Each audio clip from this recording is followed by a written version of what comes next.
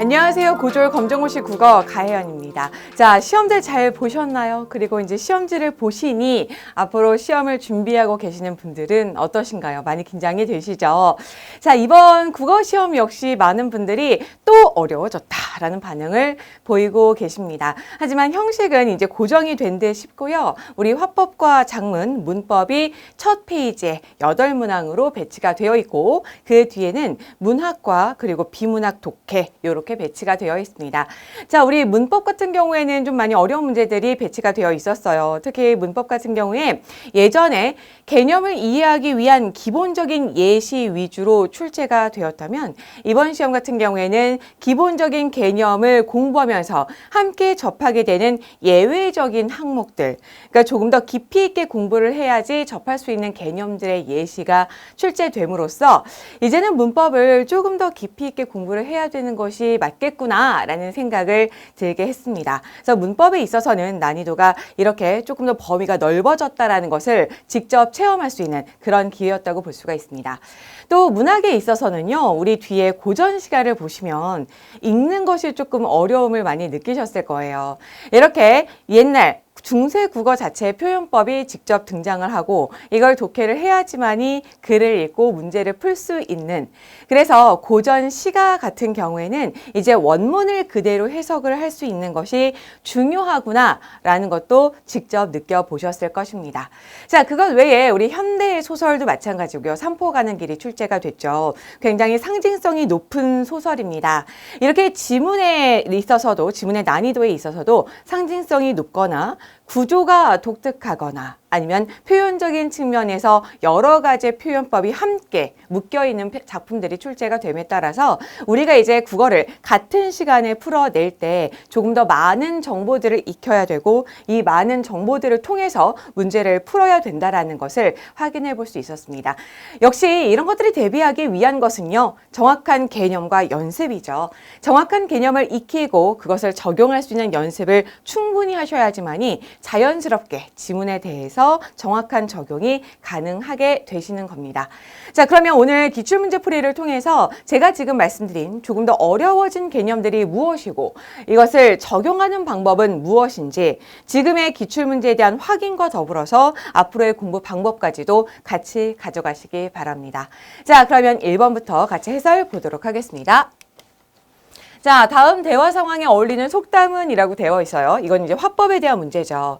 꼼꼼히 수리해 주셔서 편리하게 사용할 수 있게 되었습니다. 솜씨가 정말 좋으세요. 라고 상대방에 대해서 칭찬을 했습니다. 자, 칭찬에 대해서 고객님 말씀 덕분에 제가 더 힘이 납니다. 고객님이 제품을 잘 관리하셔서 수월하게 고칠 수 있었습니다. 라고 겸손하게 반응을 했죠. 아름다운 장면입니다. 그렇죠? 서로 칭찬을 하고 겸손하게 반응하고 또 상대방의 덕으로 돌리고요. 이렇게 좋은 대화가 오가게 된다면 의사소통 역시 잘 할 수가 있습니다. 우리 의사소통의 방법 중에서 서로에게 대화를 할 때 겸손한 자세로 대화를 해야 된다는 것은 정말 기본 중에 기본이죠. 이랬을 때 좋은 대화가 오고 갈 수 있다. 가는 말이 고와야 오는 말이 곱다. 우리 연결된다고 볼 수가 있습니다. 정답 4번이고요. 나머지 속담의 의미도 같이 보도록 할게요. 모기도 모이면 천둥 소리가 난다. 자, 모기는 정말 보잘것없는 거죠. 하찮은 것이죠. 하지만 이것이 모이면 큰 힘을 발휘할 수 있다라는 뜻이고요. 2번, 사촌이 땅을 사면 배가 아프다. 다른 사람이 잘 되면 시기와 질투심이 생긴다라는 뜻이 되겠습니다. 3번, 털어서 먼지 안 나는 사람이 없다. 아무리 겉으로 봐서 정말 덕목이 높아 보이는 사람이라 하더라도 하나하나 따지고 보면 잘못된 결함이 있다라는 것을 의미하게 되죠. 자, 속담의 의미를 챙겨두시고요. 특히 속담은 어떤 상황에서 쓸 수 있는지를 함께 알아두시는 게 도움이 되겠죠. 정답은 4번이 되겠습니다.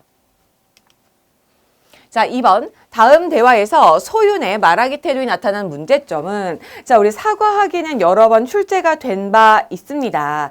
우리가 말을 할 때 정해진 정답이 있다라고 얘기하기는 어렵겠지만 그래도 이렇게 의사소통을 하면 조금 더 효과적으로 나의 의도를 전달할 수 있구나라는 것은 알 수가 있죠.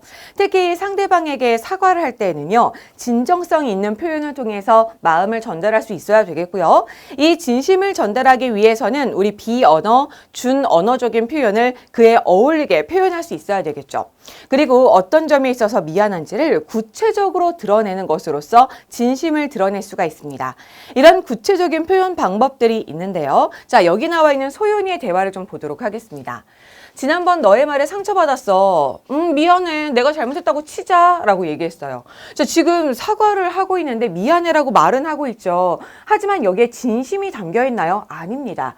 진심을 표현할 수 있는 비언어적인 표현일까요? 그것도 아니죠. 이런 사과를 받으면 기분이 더 안 좋아요. 그러다 보니까 은영이가 화가 난 목소리로 너 그렇게밖에 말 못하니? 도리어 화를 내고 있죠. 이렇게 되면 갈등이 오히려 더 커지게 됩니다. 올바른 대화가 아니고 올바르지 못한 대화를 했을 때의 결과라고 볼 수가 있겠습니다. 자, 그렇다면 소윤이의 말하기 태도 무엇일까요? 1번이죠. 진정성이 없는 사과, 즉 진심이 담기지 않은 사과 때문에 의사소통이 오히려 의사소통이 되기보다는 서로 간의 갈등만 키웠다라는 결과로 내닫게 되었습니다. 자, 다음 3번 보도록 할게요. 3번은 문법 문제 되겠습니다. 우리 표준 발음법 규정 나왔는데요. 표준 발음법 규정은 어떻게 발음하는 것이 올바른 발음이냐. 그렇기 때문에 의문의 변동과도 관련이 매우 깊어요. 의문의 변동에 맞추어서 우리가 발음을 하면 정확한 발음이 되죠. 그래서 이렇게 표준 발음법 규정을 통해서 올바른 의문의 변동을 적용할 수가 있는데요. 여기 나와 있는 의문의 변동의 기준 같이 보도록 할게요. 어간의 받침 니은과 미음 뒤에 결합되는 어미의 첫소리, 기역, 디귿, 시옷, 지읒은 된 소리로 발음한다 라고 얘기하고 있습니다. 자, 그럼 여기서 먼저 어간이 무엇인지, 어미가 무엇인지부터 알아야 되겠죠. 자, 어간이라는 것은요. 예를 들어 먹다라는 단어를 보았을 때 먹다는 동사죠. 자, 이 동사는 형태를 바꿔가면서 다양한 역할을 하게 되어 있습니다. 형태를 어떻게 바꿀까요? 먹다, 먹고, 먹어, 먹어서 등등으로 바뀌죠. 자, 이렇게 바뀔 때 우리 모양이 바뀌지 않는 부분을 어간이라고 부릅니다. 그리고 모양이 바뀌면서 문법적인 의미를 더하는 부분을 어미라고 부릅니다. 자, 이렇게 모양이 바뀌지 않는 부분 어간에 발음이 니은이나 미음으로 발음이 될 때 뒤에 나와 있는 어미의 첫소리가 예사소리라면 이 첫소리는 된소리로 발음된다라는 규칙이에요. 된소리 되기의 규칙 중 하나죠. 자, 예를 들어서 우리 여기 지금 1번부터 4번까지 있는데요. 1번 앉지 보도록 할게요. 자, 우리 앉지는요. 안다 라는 단어죠. 자, 이 안다 볼 때 니은 지읒 겹받침이지만 지읒이 탈락하게 됩니다. 그래서 안따 이렇게 발음이 되죠. 자, 다가 따가 되는 이유는 무엇일까요? 그렇죠. 앉다, 앉고, 앉아서 이렇게 볼 때 여기 안 이 부분이 어간이고요. 다가 어미예요. 어간의 받침이 니은으로 발음됩니다. 그러니 어미의 첫소리, 예사소리가 된소리로 바뀌는 것이죠. 요 예시가 바로 표준 발음법 제24항에 적용되는 예시가 되겠습니다. 자, 그러면 안찌로 발음이 되는 것도 우리 뒤에 있는 지읒이 된소리로 바뀌는 거죠. 자, 요거는 맞는 예시가 되겠고요. 자, 아빠가 아기를 안고 이것도 가도록 할게요. 자, 어떻게 발음이 될까요? 안고 이렇게 발음이 됩니다. 자, 우리 꼬로 발음이 되는 이유는요. 앉다, 앉고, 앉아, 아나 이렇게 봤을 때 우리 안이 어간이고요. 고가 어미예요. 어간의 받침이 니은입니다. 그리고 어미가 기역으로 시작합니다. 이랬을 때 어미의 기역은 된소리로 바뀌게 되죠. 그러니 안고로 발음하게 됩니다. 자, 짐을 옮기고 보도록 할게요. 자, 이때 옮기고는요. 단어를 어떻게 활용할까요?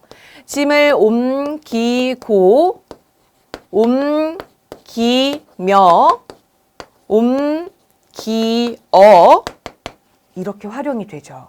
자, 이렇게 보았을 때 어간이 어디까지일까요? 어간이 옮기까지가 어간이 되겠습니다. 그리고 고, 며, 등이 어미가 되는 것이죠. 자, 이렇게 봤을 때 어간의 받침이 있나요? 어간의 마무리가 받침이 없죠. 즉 자음으로 끝나는 어간이 아닙니다. 그렇기 때문에 된소리 규칙이 적용되지 않고요. 그래서 여기 나와 있는 단어를 발음하게 되면 기, 고 라고 발음이 되는 것이죠. 자, 그런데 이제 많은 분들이 이 3번이 헷갈린 이유는 이거 옴따의 옴이 어간 아닐까? 라고 생각을 하시는 거예요. 자, 그런데 옴따 이것은 능동을 나타내는 기본형의 동사고요. 기를 붙였습니다. 짐을 옮기다. 나는 짐을 옮기다. 짐의 위치가 바뀔 수 있도록 만들었죠. 즉 사동을 만들어 준 거예요. 사동이 서술어를 만들었기 때문에 이때의 기는 사동을 만드는 전미사라고 볼 수가 있고요. 전미사가 붙어서 파생어가 되었으므로 이때 옮기다라는 단어는 하나의 새로운 단어가 된 것이고 이 새로운 단어에서의 어간은 옮기가 되는 겁니다. 그래서 결론적으로 옮기가 어간이기 때문에 받침이 없고요. 받침이 없으므로 여기서는 된소리 규칙이 적용되지 않습니다. 여기서 옮기는요. 한 덩어리가 모두 다 어간이죠. 하나의 어간 안에서 된소리로 바뀐다라는 규칙은 없죠. 그러니 적용이 될 수 없습니다. 자, 4번 갈게요. 머리를 감고서. 자, 감고서 보시면은요. 머리를 감다, 감고서 감으니 이렇게 활용이 된다라는 거 아실 수가 있죠. 그래서 여기에서는 감이 어간이에요. 그래서 감이 어간이니 미음 받침이 있고요. 뒤에 나와 있는 기역은 된소리로 바뀌게 됩니다. 그래서 감고서 이렇게 발음이 되는 것이죠. 우리 이 문제를 풀기 위해서 된소리 규칙을 다 알고 적용하실 수 있으면 문제를 훨씬 더 빨리 푸실 수가 있는 게 맞고요. 그렇지 않다 하더라도 여기 나와 있는 그 조항이 나와 있기 때문에 조항에서 어간과 어미를 잘 구분하시고 이걸 바탕으로 주어진 예시를 적용해서 문제를 푸는 것도 하나의 방법이 되겠습니다. 하지만 정해진 시간 안에 답을 골라야 되기 때문에 우리가 첫 번째 조항이라든지 어법의 규칙을 정확히 알고 있다. 그리고 대표적인 예시를 알고 있다. 이 대표적인 예시를 바탕으로 우리 새로운 예시가 주어졌을 때 이 새로운 예시를 적용하는 방법을 쉽게 알 수 있다. 라고 한다면 문제를 푸는 속도가 훨씬 더 빨라질 수가 있을 겁니다. 정답은 3번이고요. 이 문제는 난이도가 굉장히 높은 문제라고 볼 수가 있겠습니다. 자, 4번 갈게요. 밑줄 친 부분 중 피동 표현이 아닌 것은 이라고 되어 있어요. 자, 우리 사동과 피동을 구분하는 것도 많은 분들이 참 어려워하세요. 근데 이제 제가 드린 하나의 요령 또는 힌트는 무조건 다른 거 다 보지 마시고요. 이 서술어와 이 서술어에 대응되는 주어를 함께 보세요 라는 거였습니다.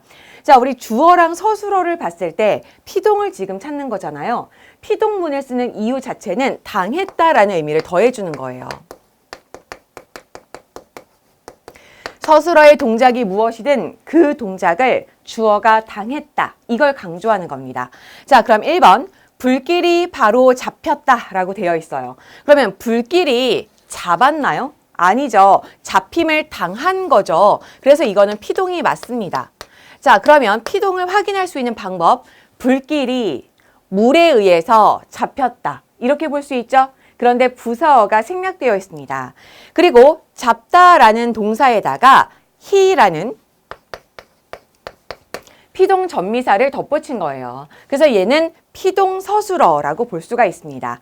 자, 우리 주어를 보았을 때 주어는 잡힘을 당한 거죠. 그러니 피동문이고 이때 잡혔다는 피동 서술어가 되겠습니다. 자, 우리 두 번째 갈게요. 막내 동생의 신발끈이 풀렸다. 자, 그러면 주어는 무엇일까요? 끈이에요. 그러면 끈이 자신의 의지에 의해서 푼 것일까요? 아니면 풀림을 당한 것일까요? 풀림을 당한 것이죠. 그래서 요거 피동인데요. 우리 이 풀렸다라는 단어의 가장 기본적인 능동 형태는 무엇일까요? 맞아요. 풀다. 자, 그런데 여기 쌍시옷 보이니 풀었다라고 볼 수가 있습니다. 자, 여기에다가 피동을 나타내는 전미사 리를 덧붙인 거예요. 그래서 풀리었다. 합해서 풀렸다. 그러니 피동서술어 맞습니다. 자, 3번 갈게요. 철수가 다친 친구를 등에 업었다. 주어는 누구일까요? 철수가 되겠습니다. 그러면 철수는 자신의 의지대로 친구를 업은 걸까요? 아니면 업힘을 당한 것일까요? 철수는 업은 거죠. 의지를 가지고 업은 건 철수가 되겠습니다. 그래서 여기서 업었다는 능동의 서술어가 되겠고요. 이 문장에서 당한 사람은 따로 있죠. 당한 사람이 누굴까요? 바로 다친 친구예요.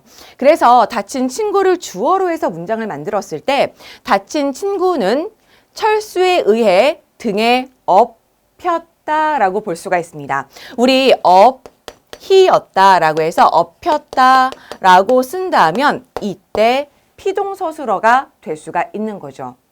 자, 4번. 그림을 그릴 때에는 붓이 사용된다. 자, 그러면 붓은 사용을 당하는 것입니다. 그리고 이때 피동서술어를 만드는 방법은 사용에다가 되다라는 전미사를 붙인 거예요. 자, 그러면 피동 표현이 아닌 것은 3번이고요. 제가 아까 강조했던 것, 반드시 주어와 서술어를 비교하세요 라고 말씀을 드렸어요. 자, 지금 3번에서 친구랑 연결하신 분들, 친구는 업힘을 당했는데 이러면 우리가 이거 피동문으로 헷갈릴 수가 있죠. 여기서 목적어랑 연결하시면 절대 안 되고요. 즉 주어랑만 연결을 하셔야 됩니다. 주어랑 서술어랑 연결했을 때 당했으면 피동, 주어가 서술어의 동작을 다른 대상에게 시킨다면 그것은 사동, 이렇게 구분을 하시는 거죠. 자, 좋습니다. 다음 문제 보도록 하죠. 5번. 높임 표현이 잘못 사용된 문장은 이라고 되어 있습니다. 우리 높임 표현도 참 자주 나오는 문제 유형인데요. 그 중에서도 이번에는 이제 조금 예외적인 여러 가지 규칙들, 그리고 우리가 꼭 신경 써서 챙겨봐야 되는 내용들 나와 있습니다. 하나하나 볼게요. 기자가 시민에게 잠시 인터뷰하실 시간 있으세요? 라고 이야기했어요. 여기서 지금 높임 표현이 두 가지가 쓰였습니다. 인터뷰하실, 이때 시간 있으세요? 할 때 요, 이거 쓰였죠. 자, 그러면 인터뷰는 누가 하는 거죠? 시민이 하는 거예요. 그래서 하실 할 때 시라는 주체 높임법을 잘 썼고요. 시간 있으세요? 이 시간이 누구의 시간이죠? 맞아요. 시민의 시간이 되겠습니다. 그래서 시간을 높여주는 있으세요 라고 표현을 한 거예요. 그 다음에 요는 역시 시민에게 하는 말이기 때문에 높여준 표현이죠. 자, 2번. 여기 주문하신 음료 나오셨습니다. 지금 점원이 손님에게 하는 얘기가 되겠습니다. 주문하신 할 때 이거는 잘 썼습니다. 왜냐면 이거 주문은 지금 손님이 한 거잖아요. 그러니까 손님을 높여줘야 되기 때문에 주문하신 잘 썼어요. 그런데 음료 나오셨습니다. 음료를 높여줬습니다. 나오셨습니다. 음료를 나오셨다. 시를 써서 높일 필요가 있을까요? 아니죠. 그래서 음료 나왔습니다 라고 해서 음료를 높이지는 않고 나왔습니다. 상대방에게 높임 표현을 쓰는 비읍니다는 쓸 필요가 있습니다. 그래서 잘못 표현된 거는 바로 2번이에요. 우리 음료를 높이는 표현을 썼기 때문에 불필요한 높임 표현을 사용한 것이죠. 자, 2번 정답 체크해 주시고요. 나머지도 확인할게요. 할머니를 모시고 병원에 다녀오렴. 우리 모시고 할머니 객체를 높이는 방법이죠. 그래서 할머니를 높이는 것 잘했고요. 병원에 다녀오렴. 병원에 다녀오는 것은 아들에게 말씀하시는 거죠. 그러니 높임 표현을 쓰지 않았습니다. 자, 형이 동생에게 아버지께서 요즘 고민이 있으신 것 같아. 선생님, 고민이 있으시다. 그럼 고민을 높인 거예요? 맞습니다. 아버지의 고민이기 때문에 높인 거예요. 그러나 자, 아버지의 고민을 높이는 것은 간접 높임이죠. 그래서 계시다라는 특수 어휘까지는 쓰지 않고요. 시를 써서 높였습니다.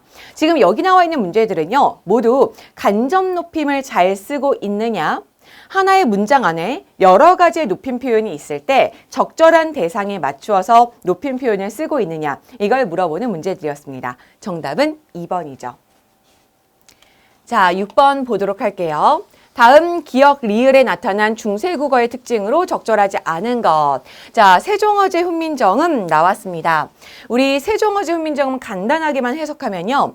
나라의 말이 균귀게 달아, 중국과 달라, 문자와 서로 사맞디 아니할세, 문자와 서로 통하지 아니할세, 이런 전차로, 이런 까닭으로 어리석은 백성이 이르고자 할 배 말하고자 할 바가 있어도 마침내 제 뜻을 실어 펴지 못하는 사람들이 많더라 라고 해서요. 일부분이 나와 있어요. 우리 이 표기를 통해서 15세기 국어의 특징을 알 수가 있죠. 자, 1번 방점을 사용하여 소리의 높낮이를 표시하였다. 자, 지금 기억 보시면은요. 글자의 왼쪽에 점이 있습니다. 나 앞에는 점이 없고요. 랏 앞에는 점이 하나, 말 앞에는 점이 두 개가 있죠. 이렇게 점이 없거나 점이 하나 또는 점이 두 개가 있는데 이걸 우리는 방점이라고 부릅니다. 이 방점을 통해서 글자의 높낮이를 표현하는 거 맞고요. 이때 성조를 표기하는 방법은 잠깐 쓰였던 표기법이에요. 그래서 이건 맞는 거죠. 자, 니은 갈게요. 할배이셔도에서 이 할을 잘 보시면은요. 지금 받침이 두 개예요. 리을하고 히읗처럼 보이지만 잘 보시면 히읗이 아니고 이렇게 되어 있습니다. 자, 이렇게 꼭지가 하나 부족한 것을 여린 히읗이라고 부르는데요. 이 여린 히읗이 지금은 쓰이지 않는 표기법이죠. 이때는 사용이 됐다라는 것을 알 수 있습니다. 자, 디귿, 뿌들 할 때 우리 비읍 디귿 이렇게 비읍 디귿이 초성 자리에 왔습니다. 우리 지금 초성 자리에 자음 두 개를 같이 쓰는 표기법을 사용하고 있을까요? 그렇지 않죠. 선생님, 우리 그 쌍시옷 쓰잖아요. 이 쌍시옷은요. 시옷 두 개가 아니라 쌍시옷이라는 하나의 자음이죠. 그래서 이거 헷갈리시면 안 돼요. 자, 지금은 이렇게 자음 두 개를 같이 쓰는 표기법은 사용하지 않습니다. 자음 두 개 이상이 초성 자리에 오는 것을 어도자음군이라고 부르고요. 이 당시에는 어도자음군이라는 표기법을 썼다라는 것을 알 수 있습니다. 자, 리을의 노미 갈게요. 이때 노미는 현재로 보자면 놈이 끊어적기를 기준으로 표기를 하죠. 현재는 단어의 원형을 밝혀 적는 것을 원칙으로 하고 있기 때문에 놈이라는 단어와 뒤에 붙는 조사가 이렇게 구분될 수 있도록 적는 끊어적기를 합니다. 그런데 이때는 발음되는 대로 적죠. 그래서 노미라고 이어적기를 했습니다. 그러니 4번 끊어적기로 표기한 것이 아니라 이어적기로 표기했다. 4번 고쳐주시기 바랍니다. 자, 7번. 다음 개요의 기억에 들어갈 내용으로 가장 적절한 것은 자, 개요 작성하기인데요. 자, 이 개요라는 것은 하나의 주제에 맞게 짜임새 있는 글의 구성을 미리 만들어 보는 것이고요. 이때 각 단락에 어떤 내용이 들어가게 될지도 우리 통일성이나 응집성을 생각해서 미리 계획을 세워보는 거죠. 자, 내용 보도록 할게요. 주제문, 온라인 공간에서 잊힐 권리를 법적으로 허용하자라고 얘기했습니다. 자, 우리 잊힐 권리라고 되어 있어요. 어떤 권리일까요? 온라인상에 무분별하게 저의 정보가 막 있죠. 저는 잊혀지고 싶은데 저의 정보가 온라인상에 남아있다 보니까 잊히기가 어렵습니다. 그래서 잊힐 권리라는 것은 나의 정보를 다 삭제해주는 것을 법적으로 인정해주는 권리예요. 자, 그러면 온라인상의 정보가 남아있는 것일까요? 없어져야 한다일까요? 없어져야 한다. 이렇게 쉽게 볼 수가 있겠죠. 자, 그러면 그걸 바탕으로 해서 서론, 본론, 결론 정리해 보도록 할게요. 서론, 온라인 공간에서의 무분별한 개인정보 노출의 실태. 자, 그러면 무분별한 개인정보 노출이라는 말로 보았을 때 개인정보가 노출이 되어서 좋은 걸까요? 나쁜 걸까요? 그렇죠. 안 좋은 점이 많다겠죠. 자, 본론, 잊힐 권리를 법적으로 허용해야 하는 이유. 개인이 일일이 정보를 삭제하기가 힘듭니다. 굉장히 빠르게 퍼져나가죠. 정보가 한번 유출되면 회수, 다시 걷기가 힘들어요. 자, 우리 기억 빈칸입니다. 여기에 뭐가 들어가야 될까요? 그렇죠. 나의 정보가 유출되었을 때 생길 수 있는 부정적인 영향 들어가야 되겠죠. 정보에 대한 개인의 판단을 억압한다. 지나친 정보의 통제로 알 권리가 침해된다. 공공의 이익을 위한 정보까지 삭제될 수 있다. 개인 정보의 지속적 노출이 정신적 피해를 준다. 4번. 이렇게 개인적인 정보가 지속적으로 노출될 때 정신적으로 피해를 줄 수가 있죠. 이게 부정적인 영향이니까 4번이 들어가면 되겠고요. 나머지 1번부터 3번까지 보도록 하겠습니다. 개인의 잊힐 권리를 위해서 개인의 정보를 다 삭제하는 것이 법적으로 허용된다고 했을 때 정보에 대한 개인의 판단을 억압할 수 있다라고 반박할 수 있습니다. 왜? 국가가 그것을 삭제하는 것이니까. 두 번째, 지나친 정보의 통제로 알 권리가 침해된다. 우리는 뭔가를 알고 싶은데 우리가 알 수 있는 기회도 없이 삭제될 수가 있는 거죠. 이거는 반박의 근거가 될 수가 있고요. 세 번째, 공공의 이익을 위한 정보까지 삭제될 수 있다. 이거는 모두를 위해서 반드시 알아야 되는 정보인데 개인의 정보가 들어있다라는 이유로 삭제가 될 수도 있습니다. 이것도 반박의 근거죠. 정답은 4번이 되겠습니다. 자, 입장과 주장을 명확하게 이해하시고요. 그것을 뒷받침하는지 아니면 반대의 입장인지 이걸 나눠 보시면 쉽게 답을 찾으실 수가 있을 겁니다. 자, 8번. 다음 글에서 기억과 리을을 고쳐 쓰기 위한 방안으로 적절하지 않은 것. 자, 지금 이 문제는요, 문법 문제가 아니라 고쳐 쓰기, 즉 작문의 문제죠. 그래서 고쳐 쓰실 때 요 밑줄만 보고 어떻게 고쳐 쓰지 고민을 하는 게 아니라 글의 흐름에 알맞게 고쳐 쓰는 게 중요합니다. 그럼 같이 읽으면서 고쳐 써 보도록 할게요. 칭찬의 대화란 상대방의 좋은 점을 일컬어 기리기 위한 대화를 뜻한다. 남의 칭찬하면, 자, 칭찬하다는 남을 칭찬하다가 어울리죠. 자, 1번. 잘못된 조사 사용이므로 남을로 바꾼다. 맞는 말이네요. 남을 칭찬하면 자신도 즐겁고 상대방도 즐거워한다. 또한 칭찬의 삶은 활력소로, 자, 이때는 힘 역자를 쓰는데요. 두 번째 나오기 때문에 두음 법칙을 적용하지 않아도 됩니다. 다시 말해서 력자를 있는 그대로 써주시면 돼요. 자, 활력소로 고쳐주시면 되는 거죠. 강도 높은 거절을 거부라고 한다. 근데 여기서 지금 거절과 거부에 대한 개념을 넣을 필요가 있을까요? 없죠. 이렇게 글의 흐름에 맞지 않는 내용이 들어가 있으면은 집중력이 오히려 흐트러질 수가 있습니다. 요거 삭제할게요. 칭찬에 인색하지 않고 칭찬을 효과적으로 잘할 줄 아는 사람은 많은 사람들의 사랑과 존경을 받는다. 칭찬을 효과적으로 잘하다. 어울리죠? 자, 그런데 4번을 보니까 적절한 단어 사용이 아니므로 권위적으로, 자, 그럼 바꿔볼까요? 칭찬을 권위적으로 잘하다. 오히려 어색합니다. 칭찬을 잘하다라는 문장에 어울리는 수식어는 효과적으로가 훨씬 더 좋죠. 정답은 4번 되겠습니다. 자, 여기까지 우리 화법과 작문, 문법 같이 해봤습니다. 어떠세요? 예시라든지 아니면 지문, 그리고 개념 자체의 난이도가 조금 높아졌습니다. 조금 더 꼼꼼하게 개념을 이해하셔야 될 것 같고요. 우리가 적극적으로 예시에 적용하는 연습을 하실 필요가 있다는 것을 느끼셨을 겁니다. 자, 다음은 문학 같이 가보도록 할게요. 자, 9번에서 11번 보도록 하겠습니다. 자, 김수용 시인의 눈은 살아있다 라는 시죠. 이 눈은 살아있다 라는 시는 상징적인 의미가 매우 강한 시입니다. 원래 시라는 것이 상징적인 의미도 강하고 표현법도 많이 쓰이고 운율 형성도 중요하지만 특히 이 시는 눈의 상징적인 의미가 아주 명확하고요. 운율을 형성하는 방법도 우리가 정확하게 찾아낼 수가 있습니다. 더불어서 시대적 배경과 연결하는 것도 중요한데요. 우리가 검정고시 문제에서 시대적 배경과 연결해서 시의 의미를 도출하는 심화 문제가 출제된 적이 사실 많지가 않아요. 그런데 올해에는 지금 11번에 보기가 출제되어서 보기를 바탕으로 시를 깊이 있게 감상하는 것 출제가 됐습니다. 네, 시작이 된 거죠. 자, 이거는 우리가 시인의 측면에서 또는 시대적인 측면에서 아니면 독자들의 효용적인 측면에서 시를 어떻게 감상할 것인가, 감상의 기준을 보고 그 기준에 맞추어서 시를 깊이 있게 감상한 것을 고르라는 문제인데요. 우리가 시를 접하고 시를 감상하는 깊이 있는 방법 중에 하나가 되겠습니다. 그래서 문제의 난이도가 조금씩 깊어지고 있구나라는 것을 알 수가 있는 것이죠. 자, 그러면 같이 풀이 보도록 할게요. 눈은 살아있다. 우리 시에서 화자가 살아있다. 여기에 있어라. 나는 하겠다. 지향하는 시어는 긍정적인 시어죠. 여기서 눈은 살아있는 대상이 되기 때문에 긍정적인 소재가 되겠습니다.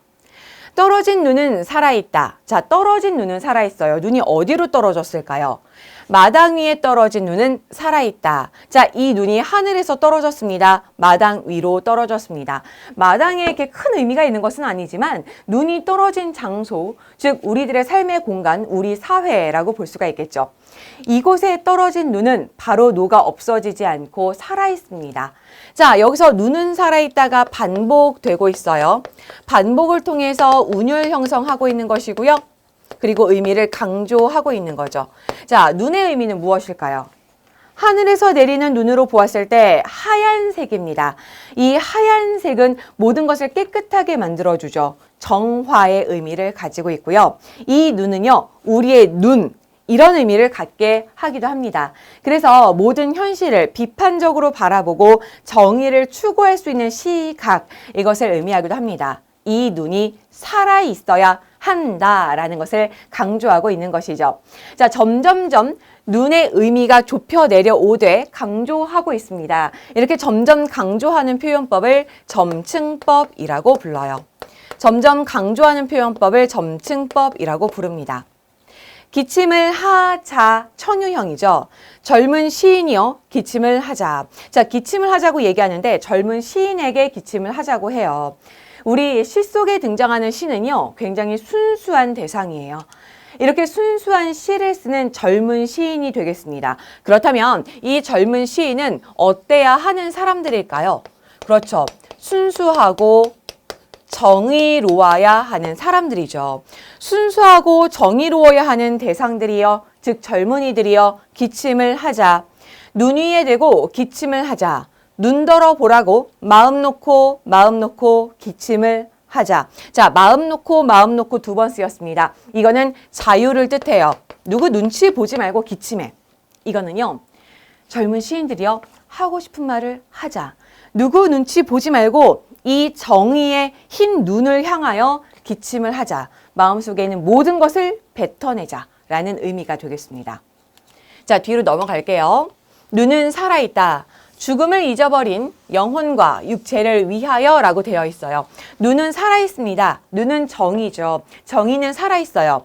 죽음을 잊어버린 영혼과 육체. 그러면 이러한 영혼과 육체는요, 죽음을 모르죠. 죽음을 모른다라고 했을 때 죽음은 긍정적인 의미일까요? 부정적인 의미일까요? 죽음은 부정적인 의미겠죠. 그러니 죽음도 모르는, 이렇게 표현을 하죠. 자, 이때 죽음은 절망 되겠습니다. 절망. 절망을 모르는 영혼과 육체를 위하여 눈은 새벽이 지나도록 살아있습니다. 기침을 하자, 젊은 시인이여 기침을 하자. 눈을 바라보며 밤새도록 고인 가슴의 가래라도 마음껏 뱉자. 자, 이 밤이라는 시간, 부정적인 시간이에요. 밤새 고뇌를 하죠.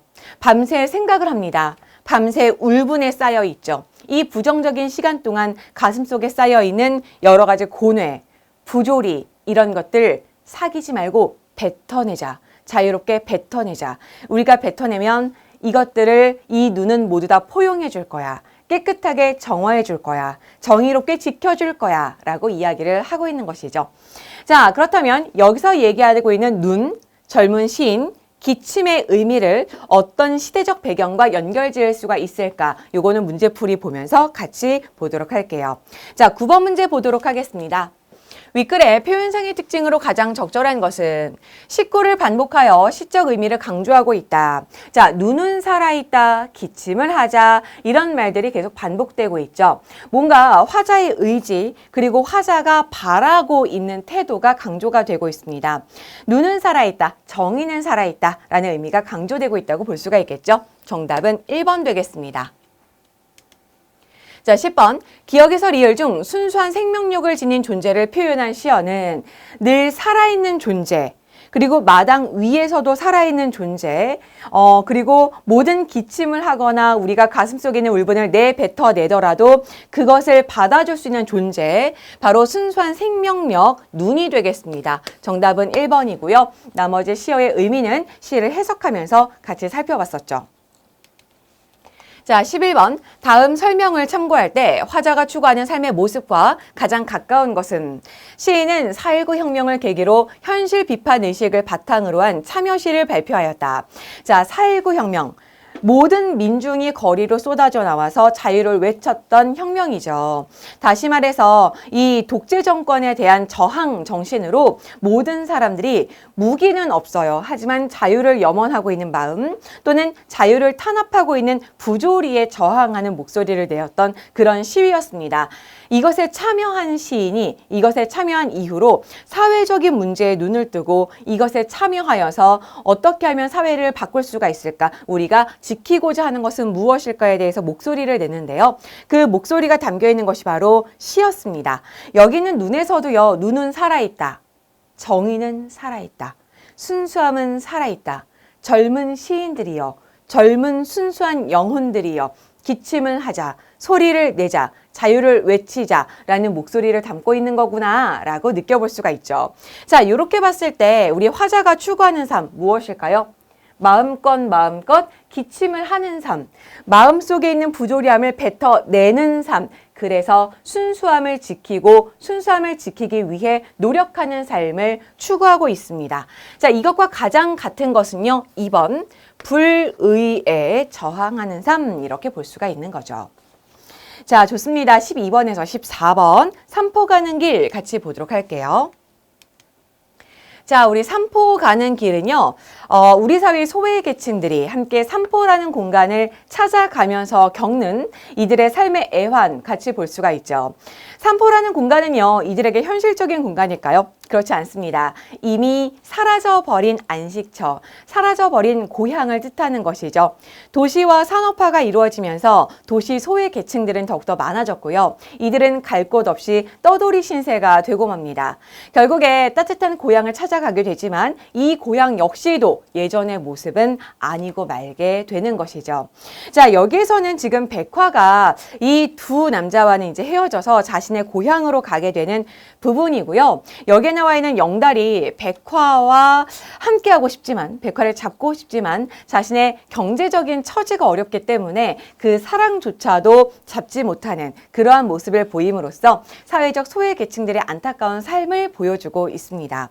자, 문제 같이 풀면서 지문도 보도록 하겠습니다. 윗글에 대한 설명으로 적절한 것은 대화를 통해 인물들이 처한 상황을 나타내고 있다. 자, 정답은 1번인데요. 우리 내용을 보면서 어떤 대화와 어떤 상황인지 같이 파악해 보도록 하죠.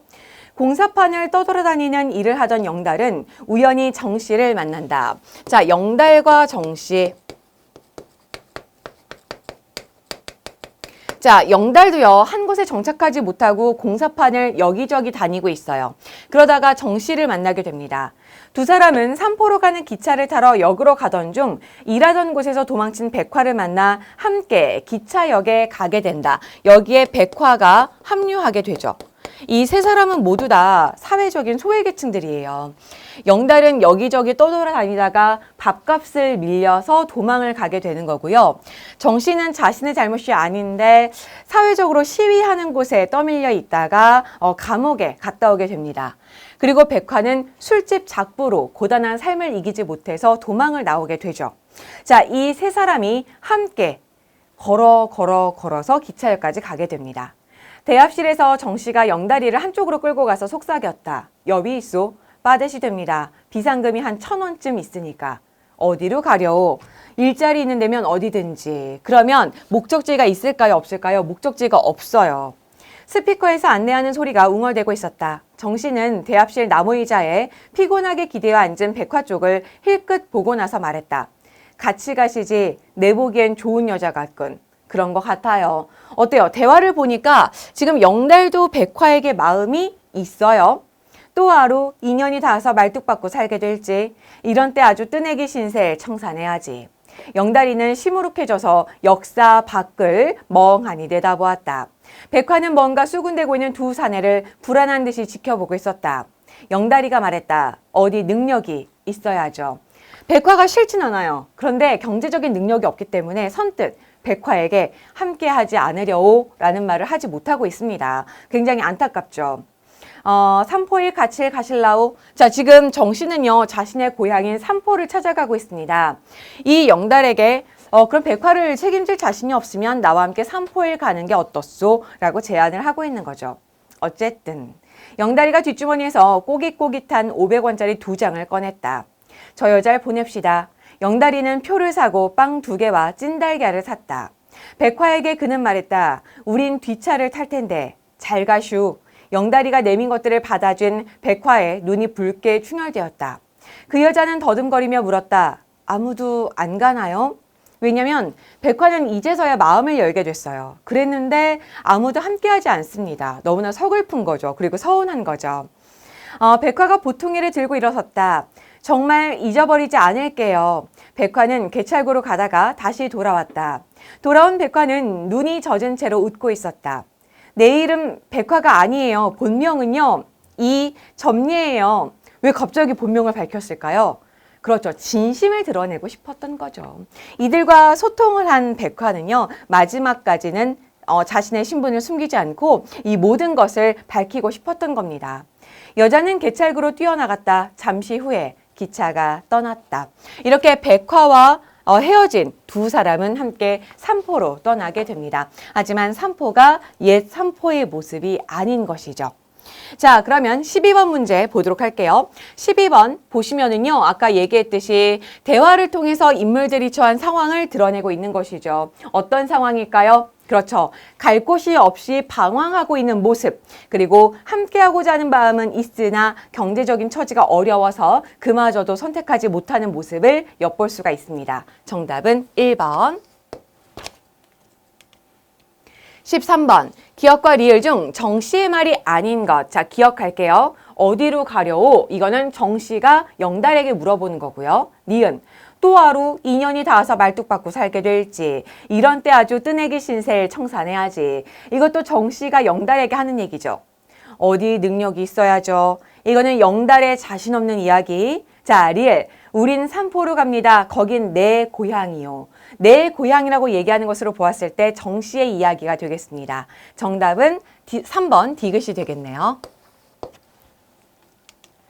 14번. 윗글에 가에 나타난 백화의 심정으로 가장 적절한 거. 기차역을 떠나게 되어 억울해하고 있다. 억울한 건 아닙니다. 두 사람과 헤어지는 것을 아쉬워하고 있죠. 정이 들었거든요. 이 사회적 소외계층들은 서로에 대해서 의심을 해요. 왜냐하면 지금까지 남에게 당하기만 했던 삶이었기 때문에. 하지만 마음을 열 수가 있었습니다. 그런데 이제 서로 헤어지게 되었으니 아쉬웠던 거죠. 그래서 2번이 정답이고요. 언짢은 마음 혹은 안도하고 있다. 이거는 적절하지 않습니다.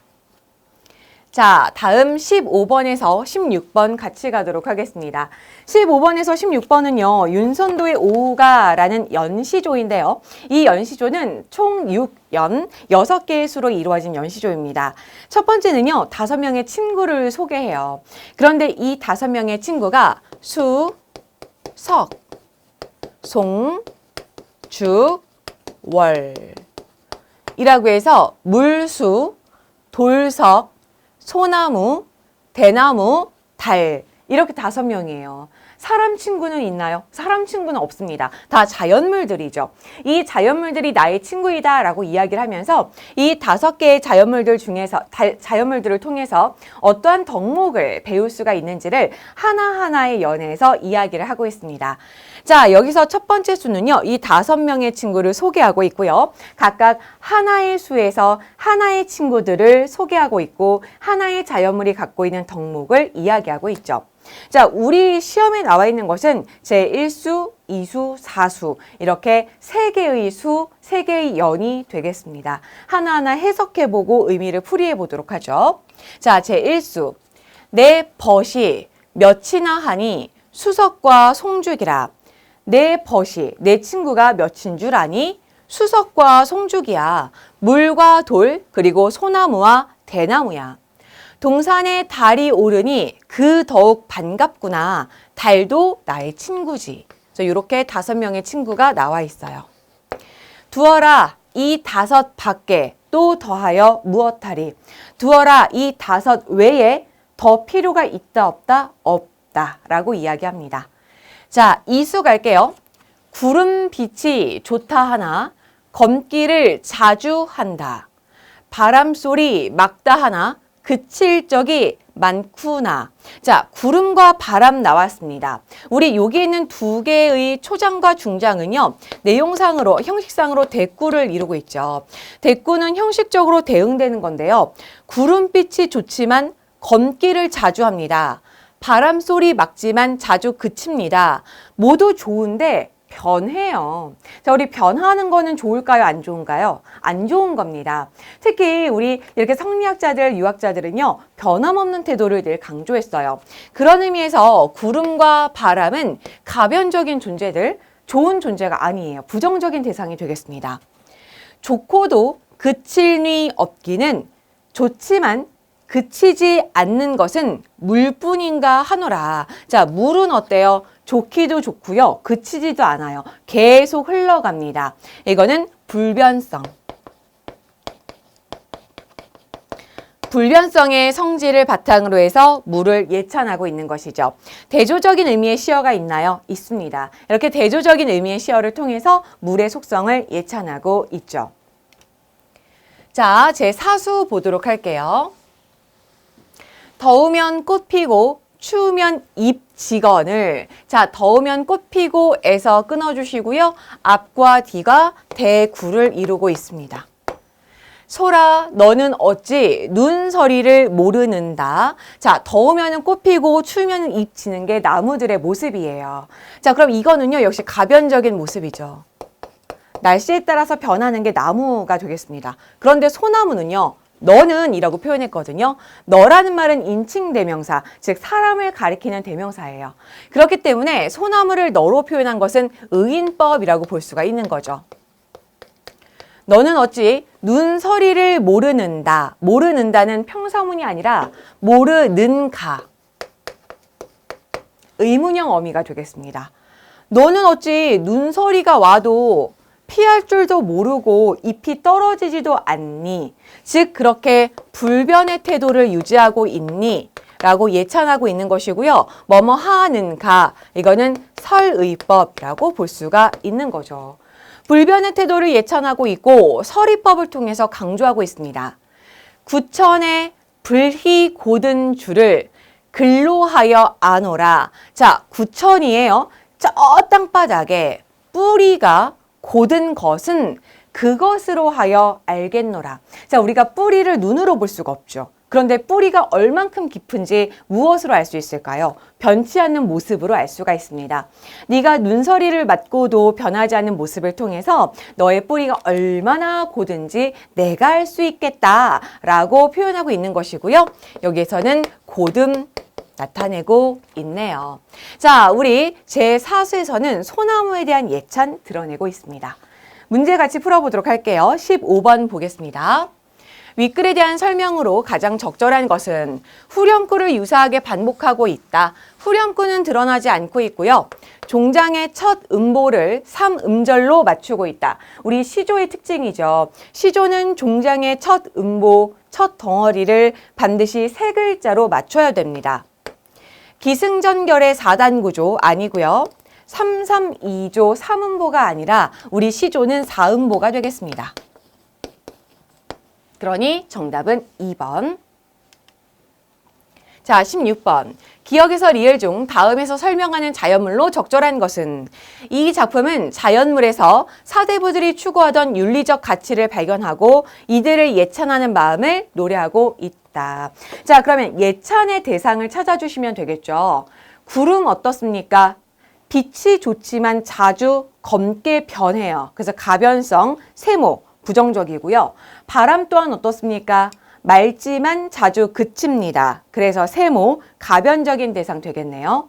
자, 물은 좋기도 하고 그치지도 않습니다. 불변적인 대상 동그라미고요. 리을의 잎 직언을, 이거는 나무가 변해서 떨어지는 거죠. 그래서 이거는 가변적인 것을 보여주는 대상이기 때문에 이것도 긍정적이라고 볼 수는 없습니다. 그러므로 정답은 3번. 자, 다음 17번에서 19번 수호제 기 보도록 할게요. 우리 수호제 기는요, 기라는 고전 산문의 형식 중에 하나고요. 이 고전 산문을 현대적인 장르로 바꾼다면 우리 고전 수필, 다시 말해서 수필이라는 글의 종류로 바꿔줄 수가 있습니다. 왜냐하면 글쓴이의 경험과 가치관이 잘 드러난 글이거든요. 이 수호제기는 수호제라는 큰형님의 서재의 현판, 그러니까 우리 집에다 이렇게 간판같이 현판을 붙이죠. 거기에 이름을 붙이는데 그 이름에 대한 자신의 생각을 적은 글이라고 보시면 될 것 같아요. 우리 수오라는 뜻을 먼저 좀 확인을 하고 글을 보도록 할까요? 이때 숫자는 지킬 숫자고요. 오는 나오가 되겠습니다. 나를 지키다.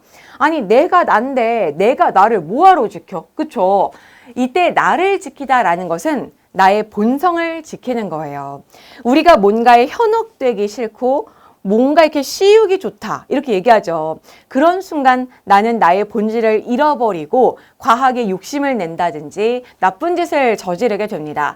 이 본질을 지키고 살면 과한 욕심도 부리지 않게 되고요. 정도를 걸을 수 있게 되죠. 그러면 나에게 위험한 일도 닥치지 않을 거예요.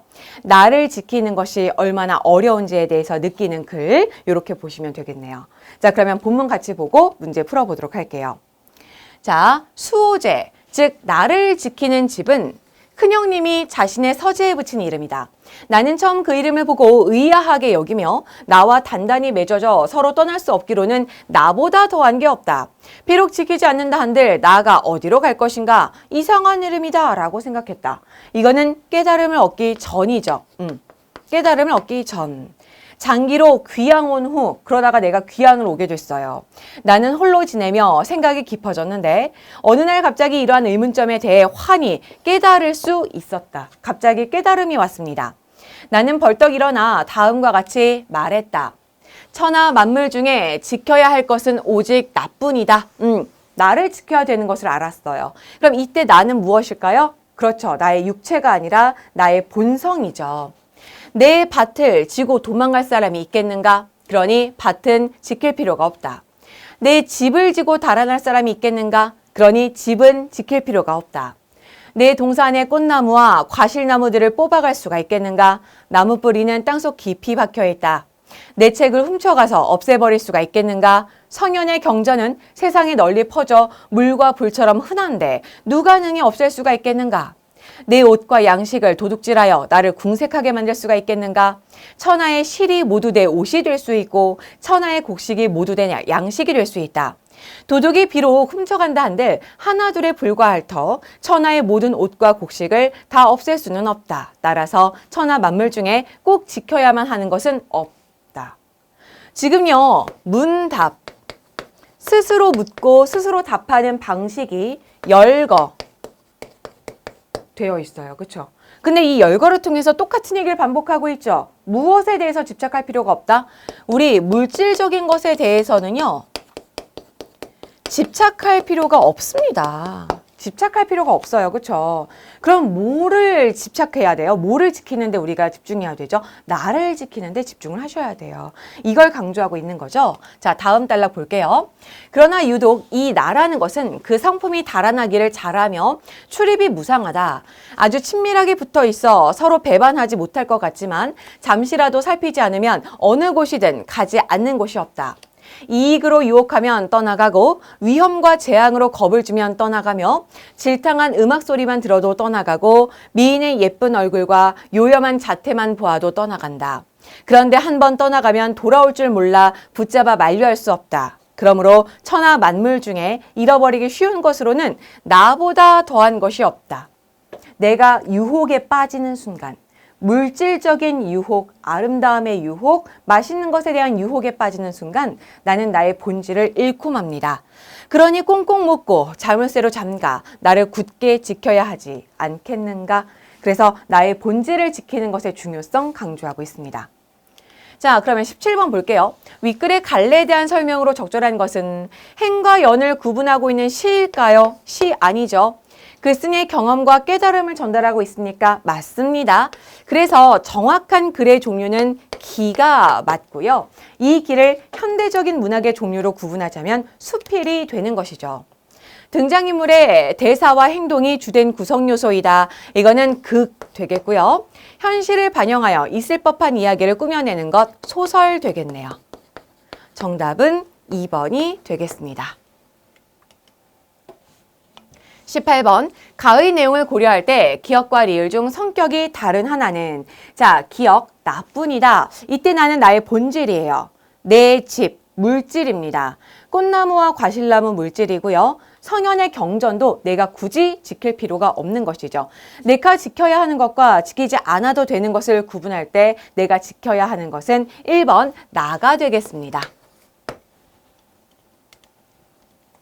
19번, 윗글에 드러난 글쓴이의 주된 관점으로 가장 적절한 것은 나는 나와 맺어져 있어 떠날 수 없다. 자, 떠날 수 없을까요? 아니에요. 정말 떠나기 쉬운 게 바로 납니다. 유혹에 굉장히 약하거든요. 그래서 내가 나를 지키기 위해서 엄청 노력을 해야 돼요.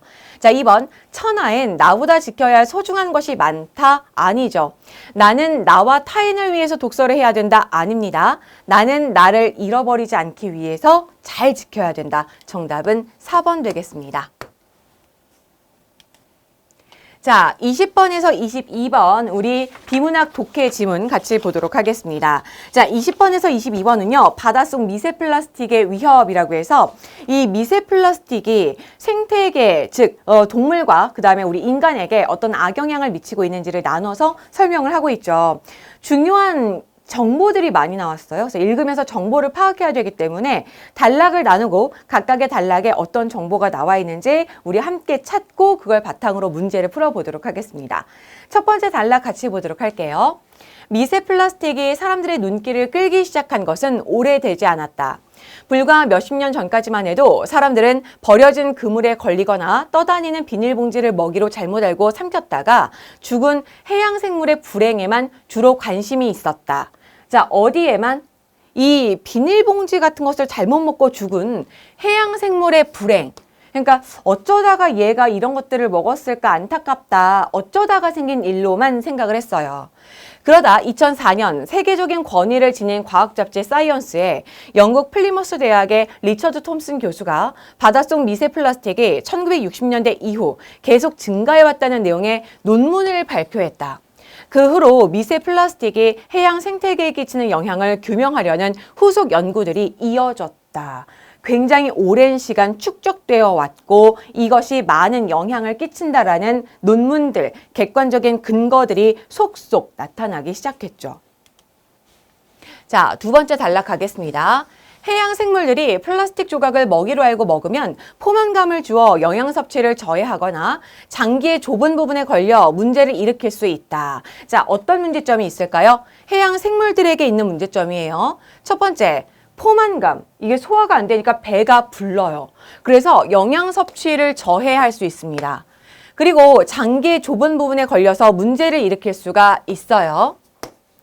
또한 플라스틱은 제조 과정에서 첨가된 잔류성 유기 오염물질을 포함하고 있으며 바다로 흘러들어간 후에는 물질에 녹아있는 다른 유해물질까지 끌어당긴다. 미세 플라스틱을 먹이로 착각하고 먹은 플랑크톤을 작은 물고기가 섭취하고 작은 물고기를 다시 큰 물고기가 섭취하는 먹이사슬 과정에서 농축된 미세 플라스틱의 독성 물질은 해양 생물의 생식력을 떨어뜨릴 수 있다. 자, 무엇이 문제일까요? 독성 물질의 축적이 문제가 되는 것이죠. 그래서 해양 생물들에게 어떤 문제가 되는지 이렇게 정리를 해볼 수가 있습니다. 다음 단락 볼까요? 다음 단락은 인간에게도 위협이 될 수 있다는 부분이에요. 미세 플라스틱은 인간에게도 위협이 될 수 있다. 한국해양과학기술원의 실험 결과, 자, 실험 결과를 제시했습니다. 구체적이고 객관적인 자료죠. 양식장 부표로 사용되는 발포 스틸에는 나노 크기까지 쪼개지는 것으로 확인되었다. 나노 입자는 생체의 주요 장기는 물론 뇌 속까지 침투할 수 있는 것으로 알려져 있다. 내장을 제거하지 않고 통째로 먹는 작은 물고기나 조개류를 즐기는 이들은 수산물의 체내에서 미처 배출되지 못한 미세 플라스틱을 함께 섭취할 위험이 높아지는 셈이다. 그럼 앞에서 얘기한 여러 가지 독성 물질을 우리도 먹고 있는 셈이 되겠네요. 구체적이고 객관적인 자료들을 바탕으로 해서 뒷받침을 했고요. 또 해양 생물과 인간을 나누어서 어떤 위험성이 있는지를 설명하고 있는 글이었습니다. 문제 같이 풀어보도록 할게요. 20번, 윗글의 서술 방식으로 가장 적절한 것은? 자, 장단점 아니죠. 미세 플라스틱의 위협에 대한 해결책은 안 나왔습니다. 미세 플라스틱의 제조 과정 아니고요. 미세 플라스틱 증가를 뒷받침하는 정보의 출처, 구체적인 정보의 출처가 나와 있었습니다. 21번 윗글의 내용과 일치하지 않는 것은 미세 플라스틱에 대해 사람들이 관심을 가지기 시작한 것은 오래되지 않았다. 맞는 말이고요. 미세 플라스틱이 바다로 흘러들어간 후에는 물속에 녹아있는 유해물질을 끌어당겨서 더 위험해지죠. 자, 3번 미세 플라스틱에 오염된 해양 생물을 인간이 섭취해도 몸 밖으로 배출된다? 아니죠. 이게 쌓이죠. 자, 4번 먹이 사슬 과정에서 미세 플라스틱에 농축된 독성 물질은 해양 생물의 생식력을 떨어뜨릴 수 있습니다. 정답은 3번. 22번 밑줄 친 부분이 기역과 같은 의미로 쓰인 것은 자, 눈길을 끌다. 자, 이때는요, 끌다가 여러 가지 의미로 쓰일 수가 있죠. 그래서 의미로 구분하면 조금 헷갈릴 수가 있어요. 어떤 단어와 어울리는지 보시면 미세한 의미까지도 구분하실 수가 있습니다. 자, 눈길을 끌다예요. 그러면 이걸 다른 말로 바꾸면 그렇죠. 주목시키다, 집중시키다 라는 의미가 되겠죠. 자, 상자가 무거워 들거나 끌기, 상자를 끌다, 구체적인 사물 되겠네요. 관심을 끌다. 자, 이때 관심은 눈에 보이지 않는 심리적인 거죠. 이때 눈길을 끌다도 심리적인 거죠. 자, 3번 자동차를 끌다. 이거 구체적인 거고요. 시간을 끌다. 이거는 눈에 보이지 않는 것은 맞으나 심리적인 것은 아닙니다. 그래서 눈길과 가장 유사한 의미의 단어랑 짝을 지은 것은 2번이라고 볼 수가 있겠고, 눈길을 끌다가 집중하게 만들다, 관심을 끌다가 집중하게 만들다 같은 뜻으로 쓰인 것 맞습니다. 정답은 2번이네요. 자, 마지막 질문 같이 보도록 하겠습니다. 23번에서 25번. 자, 우리 이거는요, 행복은 몸에 있다라는 글이고요. 굉장히 유용한 글이고 또 강연으로도 유명한 글이에요. 행복은 몸에 있다. 우리의 행동의 변화를 통해서 행복을 가지고 올 수 있다라는 글이 되겠습니다. 자, 어떻게 살 것인가? 삶의 가치관을 세 가지로 나누어서 쉽게 설명하고 있는 글이죠. 자, 같이 볼게요. 어떻게 살 것인가? 라는 질문에 쉽게 답을 내릴 수 있는 사람은 없습니다. 그래서 저는 이 무거운 질문을 어떤 삶을 살고 싶은가로 살짝 바꾸어 보았습니다. 그랬더니 오늘 저녁에 뭐 먹을까? 라는 질문처럼 조금 가볍게 느껴지더군요. 이 질문에 대해서 여러분마다 각자 추구하는 바가 있을 텐데요. 저는 그 답을 여러 심리학자의 연구를 바탕으로 세 가지로 정리해 봤습니다. 첫 번째는 신나게 살기입니다. 재미있는 삶, 지루하지 않은 삶, 즐거운 삶을 사는 것이죠. 노벨상을 받은 사람들의 공통점은 심오하고 심각해서 접근하기 어려운 사람인 줄 알았는데 알고 보니 모두 재미있는 사람이더라는 것입니다. 우리가 꿈꾸는 삶 중에 하나는 죽는 순간까지 장난기를 잃지 않는 것입니다. 두 번째는 의미 있게 살기입니다. 가치 있는 삶, 헌신하는 삶, 목적이 이끄는 삶을 사는 것이죠.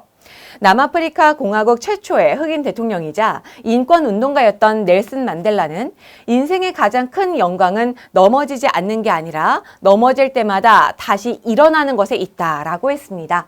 자, 인용을 통해서 의미를 나타내고 있어요. 감각적인 즐거움은 덜하더라도 원대한 목표를 위해 헌신하는 것 또한 매우 의미 있는 삶이 될 것입니다. 세 번째 삶의 형태는 몰두하며 살기입니다. 자신이 좋아하고 잘하고 의미 있는 일에 미친 듯이 몰두하는 것이죠. 물론 하루 24시간을 그렇게 살라는 게 아닙니다. 그렇게 살아서도 안 되고요. 다만 가끔 무언가에 미친 듯이 몰두하는 경험은 우리의 삶을 좀 더 긍정적인 방향으로 안내합니다. 자, 어때요? 여기서 얘기하고 있는 세 가지의 삶의 방향, 어떻게 보면 추상적이라고 볼 수 있지만 우리가 이 책이나 강연을 들었을 때 구체적인 실천 방안이 물론 있어요. 여기서 중요한 것은 우리의 삶을 다시 한번 성찰해 볼 수 있는 기회가 될 수 있다는 거죠. 자, 문제 풀어보도록 할게요. 윗글의 내용 전개 방식으로 가장 적절한 것은 자, 먼저 질문을 던졌습니다. 그리고 세 가지의 답을 나누어서 대답하고 있죠. 정답은 2번. 자, 24번. 기역과 리을의 뜻풀이로 적절하지 않은 것. 기역, 추구하는 바. 목적을 이룰 때까지 뒤쫓아 구하는 것. 자, 심오하고 사상이나 이론 따위가 깊이가 있으며 자, 그 다음 접근하기. 어떤 기준점에서 멀어지게 접근하는 것은 점점 가까워지는 거죠. 자, 리을 갈게요. 원대한, 규모가 큰, 정답은 3번이 되겠습니다. 이렇게 단어의 뜻은요, 단어의 뜻을 단어 대신 넣어보시면 쉽게 구분을 하실 수가 있습니다. 자, 다음 25번.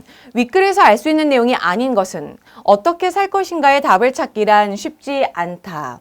장난기를 잃지 않고 사는 것은 신나게 사는 것이다. 감각적인 즐거움만을 위해 사는 삶은 의미 있는 삶이다. 몰두하는 경험은 우리의 삶을 긍정적으로 이끈다. 자, 감각적인 즐거움도 좋아요. 그런데 의미 있게 있는 삶이 좋은 거죠. 정답은 3번 되겠습니다. 자, 이렇게 25문제를 풀어봤는데 열심히 해설했어요. 그만큼 우리가 하나하나 의미 있는 작품들이고 우리가 챙겨봐야 할 것들이 많은 작품들이란 뜻이겠죠. 난이도가 높아졌다라는 의미가 단순히 문제 하나하나가 풀기 어려워졌다가 아니라 우리가 국어 공부를 할 때 다양한 작품을 조금 더 꼼꼼하고 깊이 있게 봐야 된다는 것을 의미합니다. 이때 꼼꼼하고 깊이 있게 어떻게 봐야 될까요? 라고 많이 말씀을 하시는데요. 다양한 개념을 익히고 그 개념들을 지문 속에서 찾는 연습을 적극적으로 해주셔야 돼요. 그래야지만이 내가 문제를 풀 때 표현법, 개념, 그리고 내용, 주제, 상징적인 의미, 그리고 감상 이런 것들을 여러 가지 관점으로 파악하실 수가 있거든요. 자, 이번 시험은 그런 차원에서 한 번 더 차원이 높아진 시험의 유형이라고 볼 수가 있습니다. 자, 저와 함께 분석하신 내용을 다시 한번 곰곰이 살펴보시면서 내가 앞으로 시험을 준비할 때 이런 깊이까지 이만큼 시간을 들이고 노력을 들여서 공부를 해야 되겠다라는 각오 다시 한번 다져주시기 바랍니다. 자, 오늘 수업은 여기까지 할게요. 고맙습니다.